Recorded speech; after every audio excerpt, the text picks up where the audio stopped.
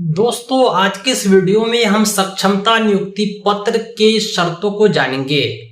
जैसा कि आपको पता होगा कि प्रथम चरण सक्षमता परीक्षा की काउंसलिंग प्रक्रिया पूरी हो चुकी है। उनके पदस्थापन की प्रक्रिया चल रही है। इन शिक्षकों को यथाशीघ्र नियुक्ति पत्र मिलने वाला है। इस नियुक्ति पत्र की शर्तें क्या है? यह भी अफवाह फैलाई जा रही है कि यह नियुक्ति पत्र देना शिक्षकों के लिए सही नहीं है। वे अपनी सेवा निरंतरता को खो देंगे, पिछली सेवा को भूल जाएंगे, उन्हें नवनियुक्त माना जाएगा। इसकी क्या सच्चाई है और शिक्षक के लिए क्या बेहतर है, मैं उचित विचार से आपको संतुष्ट करूंगा। लेकिन उससे पहले कोई शिक्षक साथी तीसरे चरण सक्षमता परीक्षा की तैयारी करना चाहते हैं, पीडीएफ और प्रिंटेड नोट्स के साथ साथ पहले और दूसरे चरण सक्षमता परीक्षा के क्वेश्चन पेपर सॉल्यूशन को प्राप्त करना चाहते हैं, तो हमसे संपर्क करके तीसरे चरण सक्षमता परीक्षा की कंप्लीट तैयारी कर सकते हैं। हम नोट्स के साथ साथ डेली लाइव क्लासेज और ऑनलाइन मॉक टेस्ट भी प्रोवाइड करते हैं। मेरा संपर्क सूत्र है 7631314948।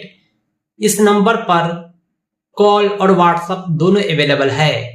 हमारे सक्षमता कोर्स में इनरोल होने के लिए आप हमारे एंड्रॉयड एप्लीकेशन टीचर रहमत को प्ले स्टोर से डाउनलोड भी कर सकते हैं या हमारी वेबसाइट को भी विजिट कर सकते हैं, जिसका लिंक इस वीडियो के डिस्क्रिप्शन में है। दोस्तों, जैसा कि आपको पता होगा कि सक्षमता परीक्षा स्थानीय निकाय द्वारा बहाल शिक्षकों की परीक्षा है। नियोजित शिक्षक को विशिष्ट शिक्षक बनाने की परीक्षा है। इन शिक्षकों को जो नियुक्ति पत्र दिया जा रहा है, क्या यह नियुक्ति पत्र इसकी सेवा निरंतरता को समाप्त कर देगा? क्या ये शिक्षक नवनियुक्त हो जाएंगे? इसे समझाने के लिए मैं आपको नियोजित शिक्षकों के पिछले इतिहास को बतलाना चाहूंगा। सर्वप्रथम 2003 में जो नियोजित शिक्षकों की नियुक्ति हुई थी, वो 11 महीना के अनुबंध के आधार पर हुई थी। 2005 में भी ऐसा ही होता है। इनकी बहाली सिर्फ 11 महीने के लिए हुई थी। लेकिन 2006 में इन शिक्षकों को अलग नियुक्ति पत्र दिया गया था। वो नियुक्ति पत्र 11 महीने के अनुबंध को हटा करके 60 वर्ष की आयु के अनुबंध को दर्शाता है। 2006 से पहले ये शिक्षक शिक्षा मित्र कहलाते थे। जब इन शिक्षा मित्रों को नियोजित शिक्षक बनाया गया तो इनका अनुबंध 11 महीना की सेवा अवधि न होकर के 60 वर्ष की आयु तक की सेवा अवधि कहा जाने लगा। उस समय भी इसे एक निश्चित वेतन मिलता था, न कोई महंगाई भत्ता था, न कोई आवास भत्ता, न ईपीएफ, कोई सुविधा न थी। जब इन शिक्षकों को पे स्केल दिया गया, ईपीएफ, डीए, एचआरए दिया गया, तो इन्हें फिर से एक बार नियुक्ति पत्र मिलता है। इन सारी सुविधा के बाद भी ये शिक्षक राजकर्मी नहीं थे, इन्हें एनपीएस की सुविधा नहीं थी, ये नियोजित शिक्षक ही थे।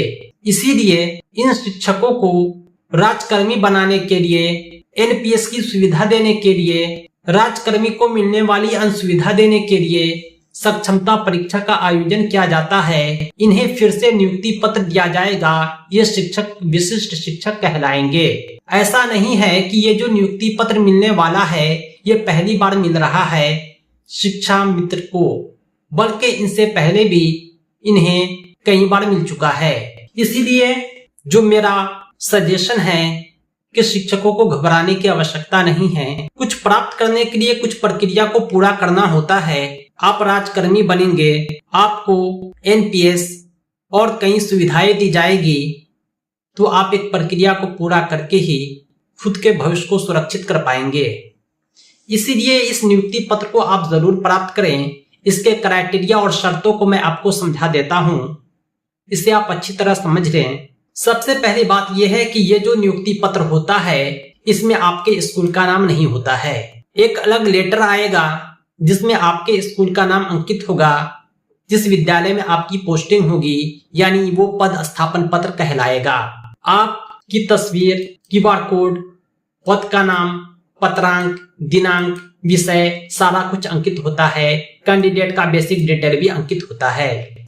इसके अलावा वे शर्तें यहाँ लिखी होती है जो विशिष्ट शिक्षक के लिए सार्वजनिक है, यानी यह नियुक्ति पत्र जो है औपबंधिक है। इसके बाद एक और नियुक्ति पत्र मिलेगा, फाइनल पदस्थापन पत्र। काउंसलिंग के समय आपके प्रमाण पत्र का सत्यापन हुआ था, उसी आधार पर यह नियुक्ति पत्र जारी किया गया है। अगर भविष्य में आपके किसी डॉक्यूमेंट में कमी पाई जाती है तो यह नियुक्ति पत्र भी रद्द कर दिया जाएगा। बिहार विद्यालय विशिष्ट शिक्षक नियमावली 2023 के नियम 3(1) के तहत आवंटित विद्यालय में योगदान के पश्चात आप विशिष्ट शिक्षक के रूप में वेतन भुगतान के पात्र होंगे। बिहार विद्यालय विशिष्ट शिक्षक नियमावली 2023 के नियम 10 एवं विभागीय संकल्प ज्ञापांक 7 स्थापना 2/6/24/17-29 जो 7 अक्टूबर 2024 को जारी हुआ था, इस नियम के आलोक में विद्यालय आवंटन कर पदस्थापन किया जाएगा। यह भी स्पष्ट किया गया है कि युक्ति संगत पदस्थापन के साथ विद्यालय पदस्थापन पत्र निर्गत किया जाएगा,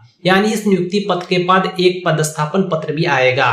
प्रत्येक शिक्षक का एक पहचान कोड है, यानी एक यूनिक आईडी है। इसी पत्राचार का उपयोग करते हुए आप अपना आईडी नंबर भी बना सकते हैं। नियमावली में जो भी शर्त रखे गए हैं विशिष्ट शिक्षकों के नियुक्ति प्रक्रिया से संबंध में आप उसे फुलफिल करेंगे और यहाँ अपना सिग्नेचर करेंगे। जब आपको पदस्थापन पत्र मिलेगा तो 1 सप्ताह के अंदर आप त्याग पत्र या अनापत्ति प्रमाण पत्र देकर ज्वाइन करेंगे। यह अनापत्ति प्रमाण पत्र NOC होता है जो आप फॉर्म डालते समय भी दिए होंगे। अगर आपने नहीं बनवाया है तो उसका फॉर्मेट मैं अपनी वेबसाइट पर डाल दूंगा, आप अपनी नियोजन इकाई से बनवा सकते हैं। पंचायत शिक्षक हैं तो पंचायत सचिव बनाकर देंगे, प्रखंड शिक्षक है तो प्रखंड शिक्षा पदाधिकारी बनाकर देंगे। ये सारे डॉक्यूमेंट आप प्रखंड विकास पदाधिकारी से भी बनवा सकते हैं। ज्वाइनिंग रिलेटेड मैं एक और वीडियो लाऊंगा, क्या क्या डॉक्यूमेंट लगेंगे, आगे क्या प्रक्रिया होगी, NPS से रिलेटेड सारी बातों से अवगत करूंगा। आप मेरे चैनल को सब्सक्राइब करें नेक्स्ट वीडियो के लिए। Thanks for watching.